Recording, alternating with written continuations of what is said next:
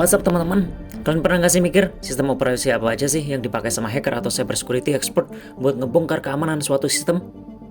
Nah, di video ini kita bakal bahas berbagai OS yang sering dipakai buat hacking atau cyber security. Cocok banget nih buat kalian yang baru mulai belajar hacking atau yang mau pindah haluan.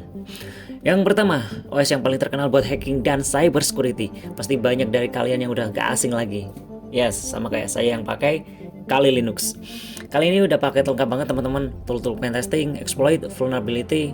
Kali Linux tuh bener-bener jadi senjata wajib buat ethical hacker. Ada tools kayak Nmap buat scanning jaringan, Metasploit buat eksploitasi, kayak kemarin kita udah coba. Terus ada Burstfeed juga, kita udah bahas juga. Terus buat pen testing juga, aplikasi web, dan masih banyak lagi. Kali ini cocok banget buat kalian yang mau fokus ke penetration testing. Penetration testing ya, ingat ya, tuh yang komen tuh hacking terus tuh teman-teman. Ya, oke, yang kedua sekarang ada Parrot OS. Ini saingan brandnya Kali Linux teman-teman, Parrot OS. Parrot OS ini nggak cuma buat pen testing, tapi juga kuat banget buat hacking forensik dan kriptografi. Dia lebih ringan dan bisa jalan lebih smooth di komputer dengan spesifikasi rendah. Toolsnya juga mirip-mirip sama Kali Linux teman-teman, tapi dia punya kelebihan di bagian privacy. Parrot juga udah dibundle dengan Anonymous Surf kalau yang nggak tahu ya, yang bisa bantu kalian buat menyembunyikan jejak digital saat browsing atau saat melakukan riset cyber. Oke, yang ketiga, ada yang paling keren nih, Black Arch Linux. Nah, kalau kalian mau cari OS yang bener-bener hardcore gitu ya, kuat gitu ya, coba Black Arch Linux.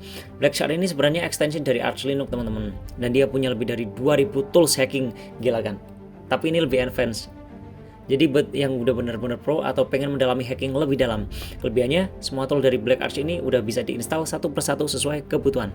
Jadi ini kayak OS yang bisa di custom penuh gitu teman-teman buat profesional hacker gitu ya, profesional pentester gitu lah. Terus yang keempat ada TileOS. Oke, yang keempat ini OS yang fokusnya lebih ke privacy dan keamanan digital. Kalau kalian butuh anonimitas penuh di internet gitu ya, pakai Tiles. OS ini jalan langsung dari USB, jadi nggak perlu install teman-teman.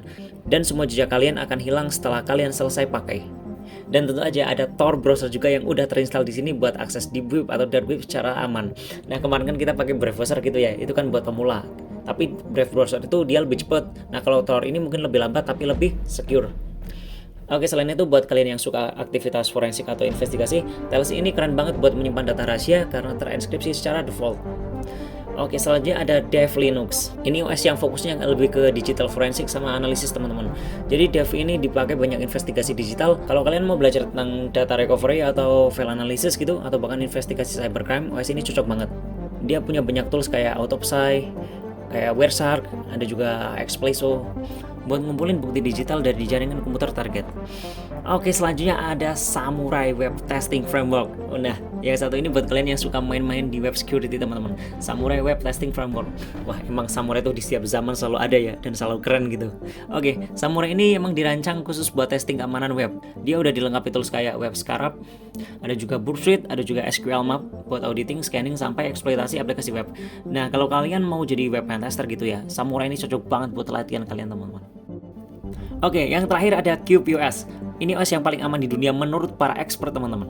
Fungsinya lebih ke isolation based security.